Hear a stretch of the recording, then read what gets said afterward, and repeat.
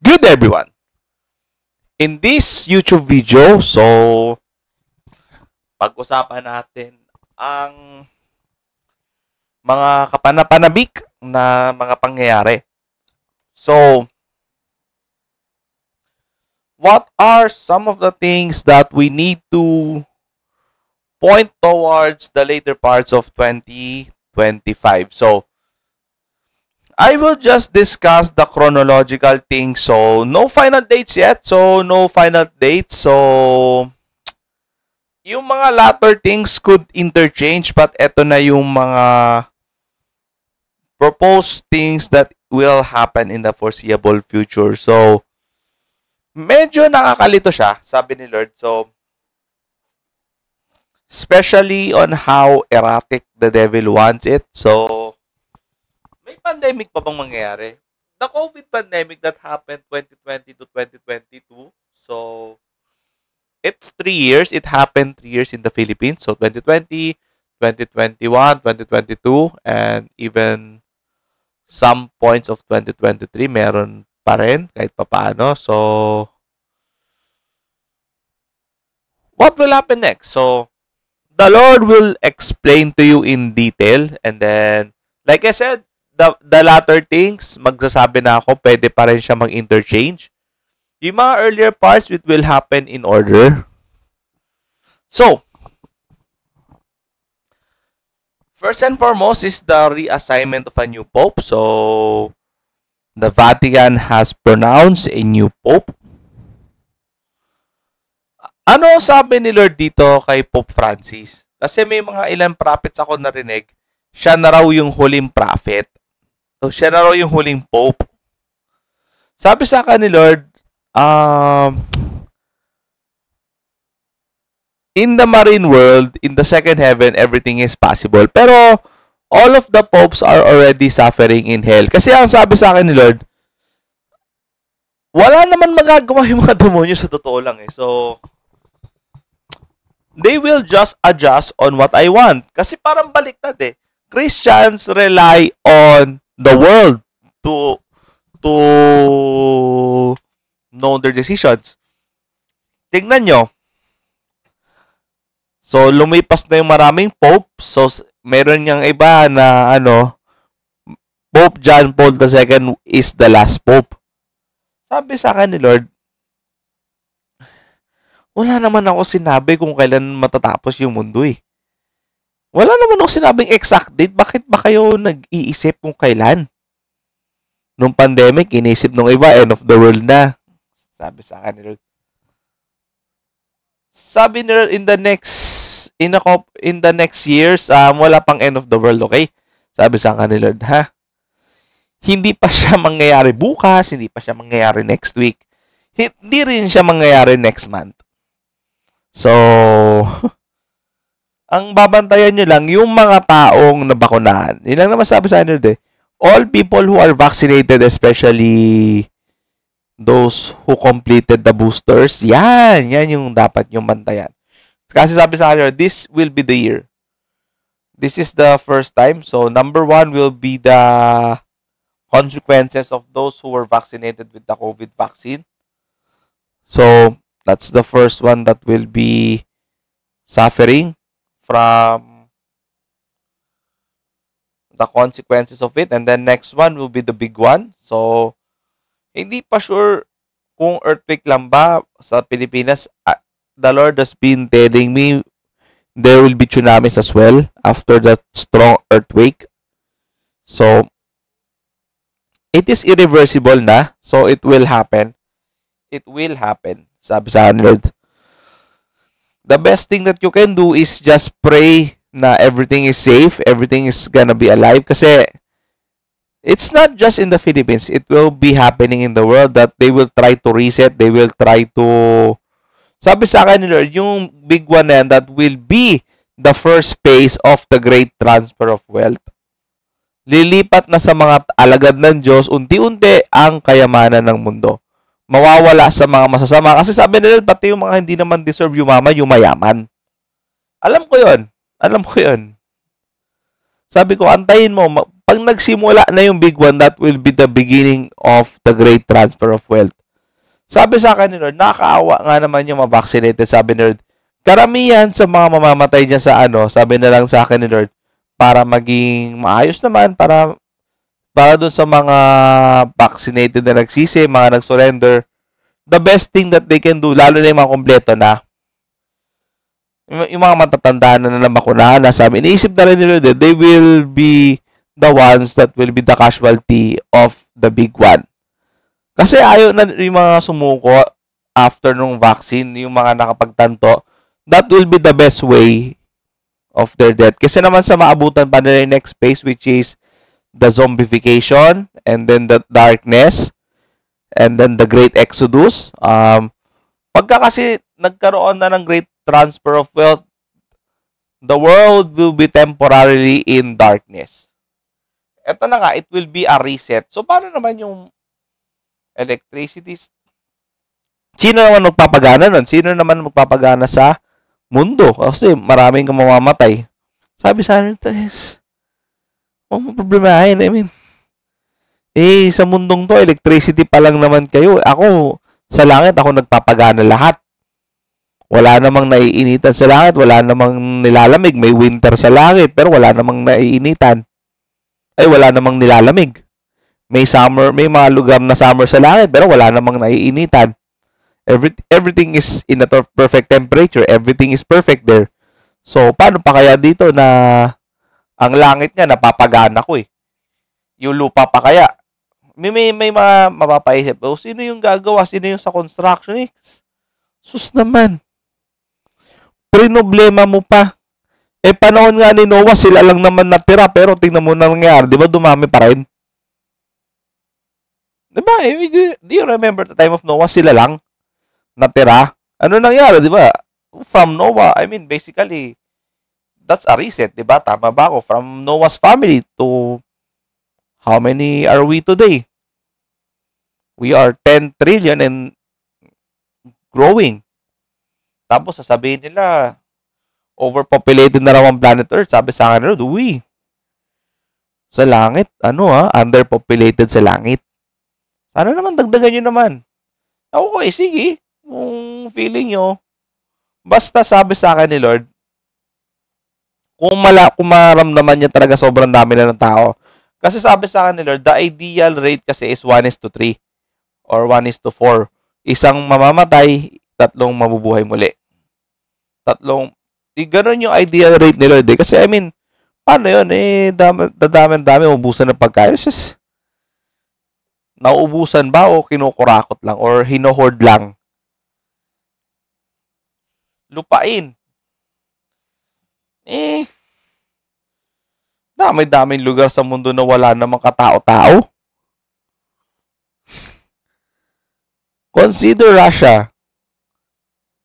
Wala pa nga 500 million nakatira dun eh. Baka sabihin nyo, inhabitable. Jesus, kasi kung argumento nyo, saan lulugaran tao? Naku, dami. Daming paglulugaran. Sabi nga nila sa akin, kung i-compress mo lahat ng tao, ilagay mo lang sila sa Canada, maluwag pa rin. Take note buong na yon, buong populasyon na ng buong mundo, ilugar mo sa Canada, maluwag pa rin ang Canada. Seryoso, sabi na, sige, sabihin natin, baka sabihin mo, crumple crab. Hindi, sabihin natin 400 square meters na bahay. Ganon kalaking bahay na ganon kalaking space. Marami pa rin lugar. That's how small human population is. And then sasabihin niya overpopulated. Ang sabi ng nila, congested. Oo. Pero kung sasabihin niya overpopulated, no way. Baka sabihin, saan namin ilulugar yung mga sa... Kaya nga gumawa ako ng malaki mundo, di ba? Para may paglugaran yung mga isda, may paglugaran yung mga palay, may paglugaran yung mga... Napansin niyo ba may mga ilang lugar na hindi naman talaga mataba ang lupa? It is because it is meant for animals. May mga ganun sila I mean, di ba magkaiba yung fresh water, magkaiba yung salt water. magkaiba ang mga isdang titira dyan. So therefore, kung sasabihin yung shortage of food, there's no way that there is shortage of food. There is just a failure of governance. Yan, ulitin ko ha.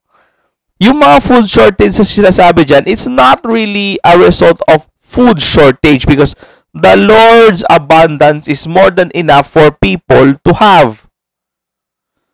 It's just a failure of governance. Ganon ang mga keme-keme. Kung humihirap yung bansa kasi daw wala daw pera, in heaven there is no money. Everything is been given for free. So, it's just a failure of governance. Failure to fix things. So, kaya nga sabi nila, the Lord hates condoms. Sabi naman nila sa akin,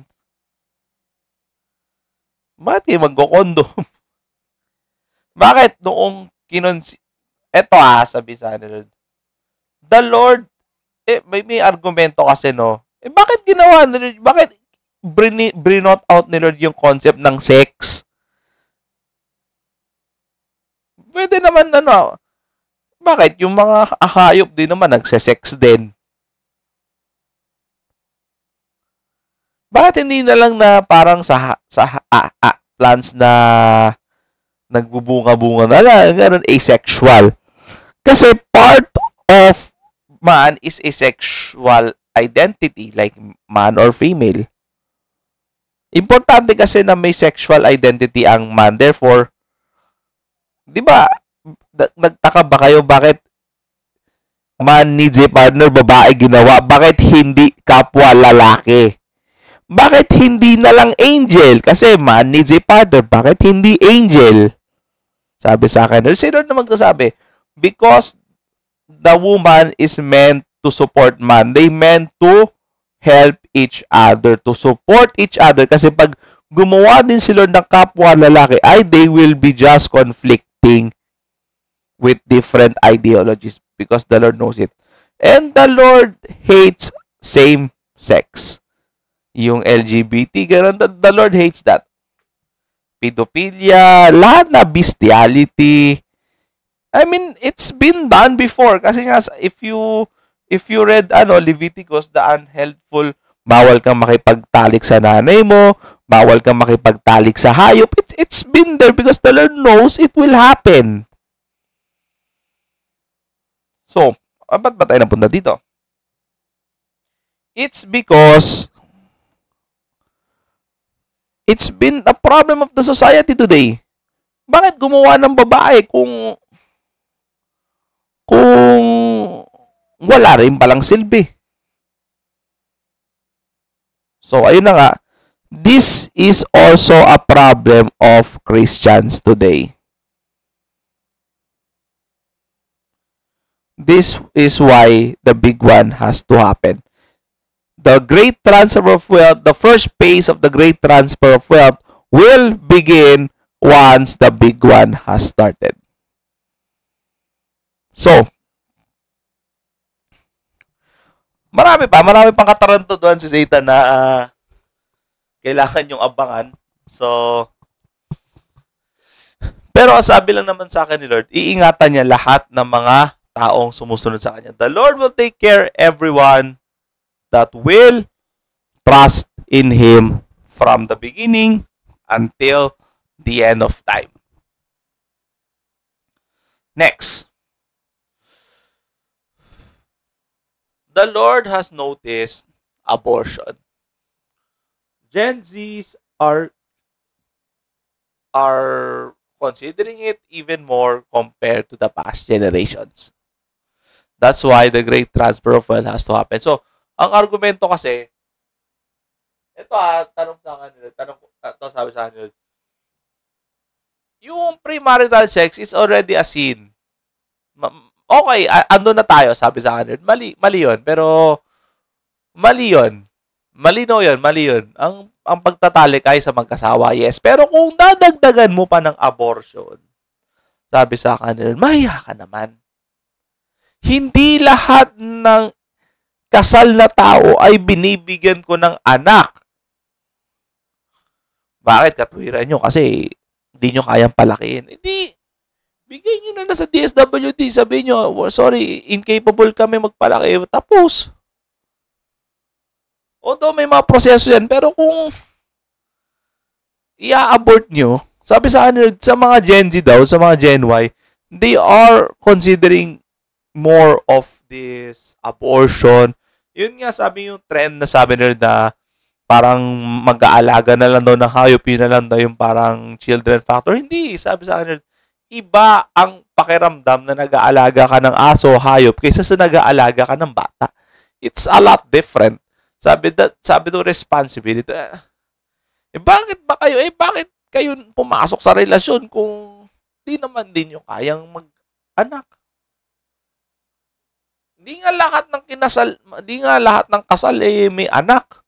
Tapos yung mga taong malaman mo mag-fling lang ganun tapos nadulas daw, papa-abort. Papalaglag pa. Sabi sa kanila, parang ang dali, parang wala lang sa akin. Sige. Sabi sa kanila, gagawa ko ng video. Ito kasi interesting to. Kasi, bakit yung mga nadudulas, yun yung nagkakaroon, yung mga matagal nang nagdadasal na magkaroon ng anak, yun yung wala. Baliktad minsan. Sige, sasagutin nila yan sa susunod na video. So, yung abortion, yung big one, bakit ang tagal-tagal nung naka-project na yung big one, no? Pero di pa nangyari. Sabi sa akin, hindi, naka-hold pa. May anghel pang nag-hold dyan. Pag sinabi kong pakawalan mo yung fault na yan, bibigay yan, lilindol yan. Sabi sa akin, sabi sa akin ni Lord, abangan nyo na lang kung kailan ko ipapabitaw. Kailan ko talagang bibitawan yung fault na yan para talagang matuluyan yung lindol. So, that's all for today. So, I'll see you next time. God bless.